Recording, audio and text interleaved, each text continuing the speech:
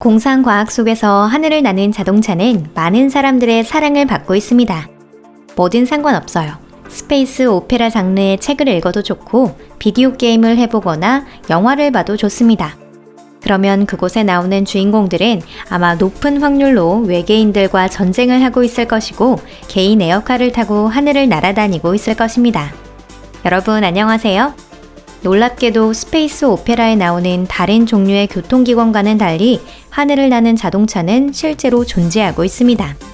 심지어 그중 몇 가지는 개인 소유를 목적으로 구입할 수도 있고 수백만 달러의 거금을 들일 필요도 없습니다.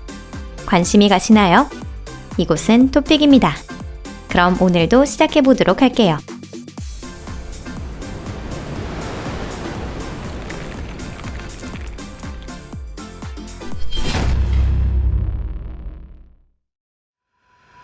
테라푸지아 트랜지션. 매사추세츠 워번에 위치한 미국 기업인 테라푸지아는 하늘을 나는 자동차를 만들어서 시장에 선보이겠다는 목표를 갖고 있었습니다.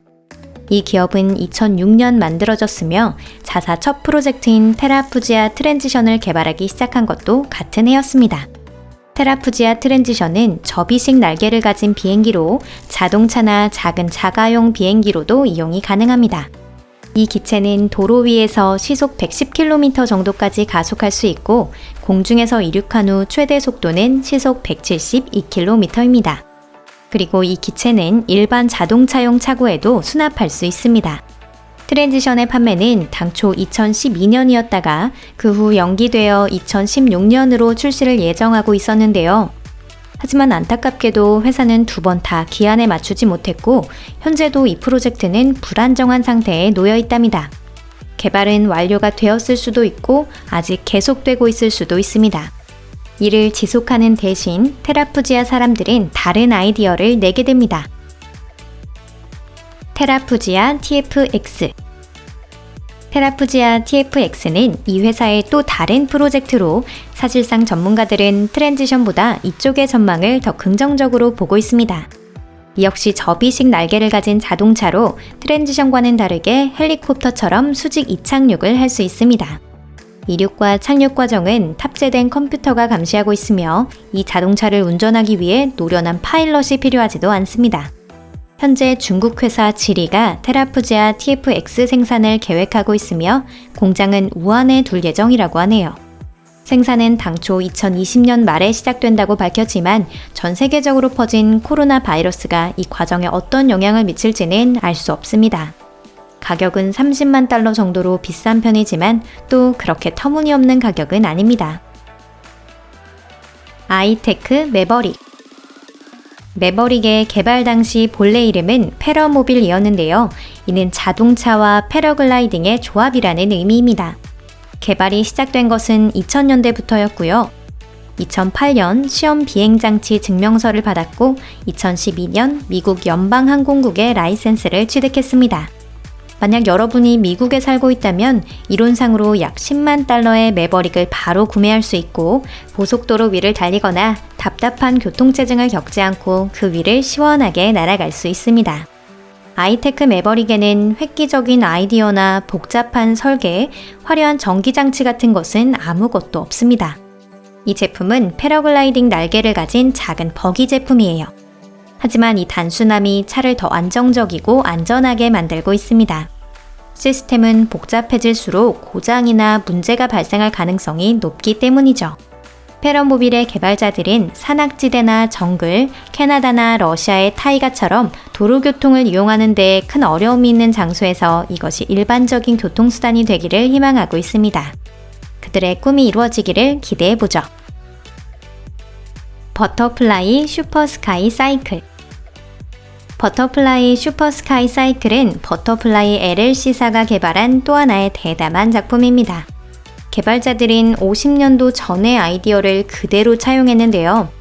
1940년 제스 딕슨이라는 사람이 1인승으로 된 날아다니는 차를 개발했습니다. 이 차는 시속 160km의 속도까지 가속할 수 있었는데요. 당시에는 여러 가지 이유로 이 발명품을 대량 생산하지 못했습니다. 가장 큰 이유 중 하나는 제2차 세계대전 때문입니다. 그 후 안타깝게도 이 발명은 세간에서 잊혀지고 말았죠. 하지만 좋은 아이디어는 아무리 많은 시간이 지나더라도 후세대에 다시 발견되는 법. 버터플라이 LLC에서도 같은 생각을 했던 것 같습니다. 수직 이륙을 위한 프로펠러를 갖춘 이 작은 자동차는 시속 약 130km 속도까지 가속할 수 있습니다. 딕슨 것보다 느리긴 하지만 그 대신 튼튼한 최신 소재를 사용했기 때문에 훨씬 안전하답니다. 버터플라이 슈퍼스카이 사이클을 구입하려면 운전면허뿐만 아니라 파일럿 면허도 필요합니다. 버터플라이 LLC에는 그 밖에도 개발한 제품들이 많다고 하는데 유감스럽게도 2015년 이후 이 회사의 존재 유무에 대해 알려진 정보가 아무것도 없다네요. 그렇기 때문에 이 하늘을 나는 멋진 자동차가 제대로 생산될 수 있을지의 여부는 확실히 알 수 없다고 합니다. PAL-V 리버티. 회사 이름이기도 한 PAL-V는 Personal Air and Land Vehicle의 약어입니다. 이름만 들어도 이 회사가 단순한 트럭이나 자전거를 만드는 회사가 아니라는 것을 알 수 있죠. 이곳의 주된 개발품은 자동차와 3륜 오토바이, 오토자이로를 조합한 것들입니다. 그리고 이런 제품이 이미 판매를 위한 준비가 끝났다는 사실도 중요한 부분이죠. PAL-V의 하늘을 나는 차량은 아담한 2인승의 차량으로 수직 이륙용 프로펠러를 탑재하고 있습니다.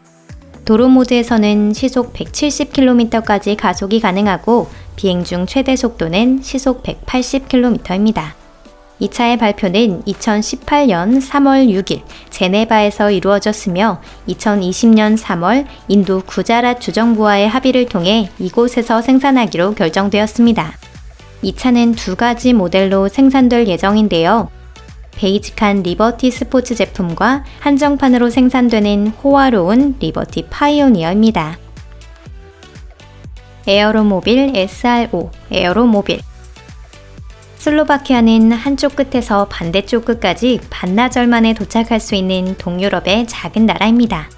이 나라가 멋진 점은 아름다운 경치나 오래된 역사뿐만이 아닌데요.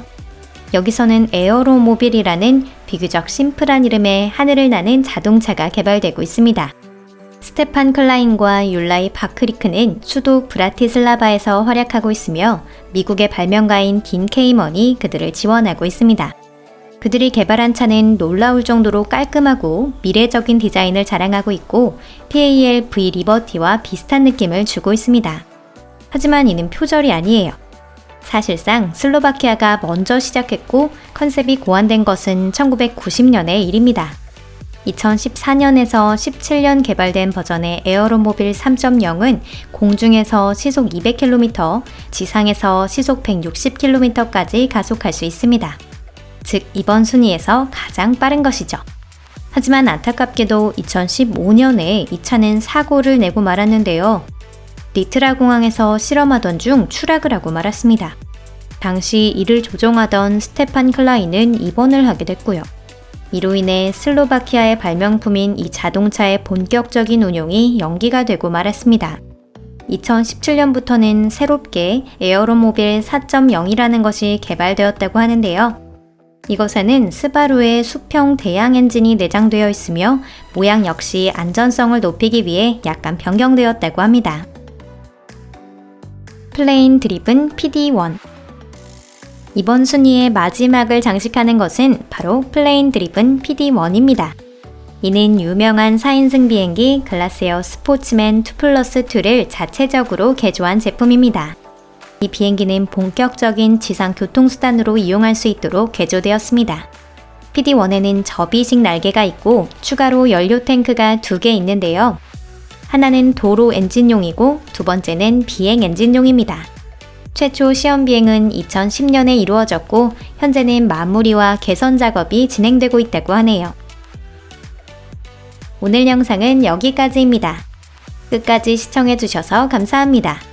비행기처럼 날 수 있는 멋진 자동차나 자동차처럼 도로를 달릴 수 있는 비행기를 타고 다시 세계 여행을 즐길 수 있게 된다면 좋겠습니다. 채널 구독과 좋아요 버튼, 그리고 영상을 놓치지 않도록 알림 버튼도 꼭 눌러주세요. 만약 더 궁금하신 내용이 있다면 댓글에 남겨주신다면 감사하겠습니다. 그럼 다음 영상에서 뵐게요. 안녕히 계세요.